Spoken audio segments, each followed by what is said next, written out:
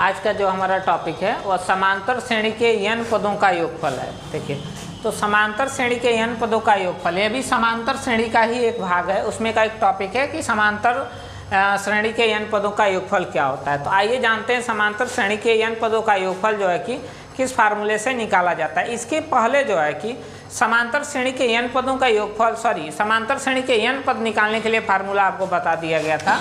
जो फार्मूला था Tn equal to a plus in bracket n-1 into d, यही formula था। तो देखिए, आज जो है कि समांतर श्रेणी के n पदों का योगफल निकालने के लिए जो फार्मूला होता है वह होता है Sn इक्वल टू, ठीक है ना, Sn इक्वल टू जो है कि n/2, ठीक है, n/2 in bracket a plus l, ठीक है ना। यह समांतर श्रेणी के n पदों का योगफल निकालने के लिए फार्मूला होता है। देखिए, इसमें जो है यल क्या होता है, यह अंत से जो है कि अंतिम पद, यल जो होता है हमारा अंतिम पद होता है, ठीक है ना। और ये जो है प्रथम पद होता है, और यन जो है नंबर्स ऑफ, यानी कि यूँ कह लिया जाए कि पदों की संख्या होती है, नंबर्स ऑफ नंबरों की संख्या होती है, ठीक है ना।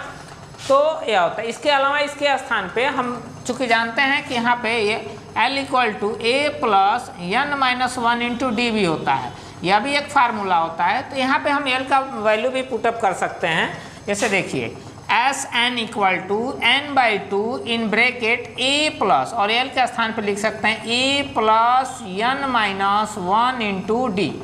देखिए, यह लिख सकते हैं। और Sn इक्वल टू जो है n/2 इन ब्रैकेट a और a 2a plus n-1 into D.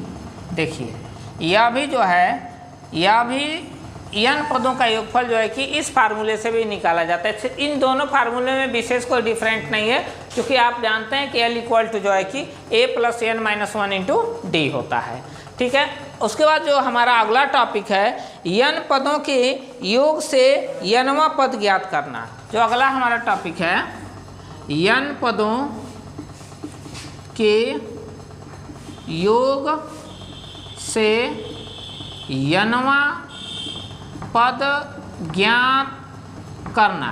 तो देखिए, n पदों के योग से nवां पद ज्ञात करने के लिए जो हमारा फार्मूला होता है वह होता है Sn minus Sn-1 equal to Tn। तो देखिए, इस फार्मूले से n पदों के योगफल से nवां पद जो है कि बहुत ही आसानी से निकाला जा सकता है। उसके बाद जो है कि आइए आपको इन पे पहले हम न्यूमेरिकल बताते हैं, फिर जो है उसके बाद जो है कि अगला जो टॉपिक होगा वो बताया जाएगा। देखिए, इसमें जो हमारा एक न्यूमेरिकल लिया गया है पहला कि 3 धन 8 धन 13 धन डॉट डॉट के 20 पदों का योगफल ज्ञात कीजिए। तो देखिए, इसमें जो वैल्यू दिया गया है उसको हम पहले लिख लेते हैं। जैसे a बराबर हमारा जो दिया है वह 3 दिया है, और देखिए d बराबर हो जाएगा 8 माइनस 3 और d इक्वल टू 5, और जो है यहाँ n इक्वल टू दिया है 20, क्योंकि 20 पदों की बात हो रही है। तो सम ऑफ 20 स्टेप का निकालना है, तो हम लिखेंगे यस 20 इक्वल टू n/2, या मूल फार्मूला हमारा होता है Sn equal to n/2 in bracket 2a plus n-1 into d. देखिए, यही फार्मूला हमारा होता है, और हम इसको लिख सकते हैं यस 20 इक्वल टू, देखिए अब जो है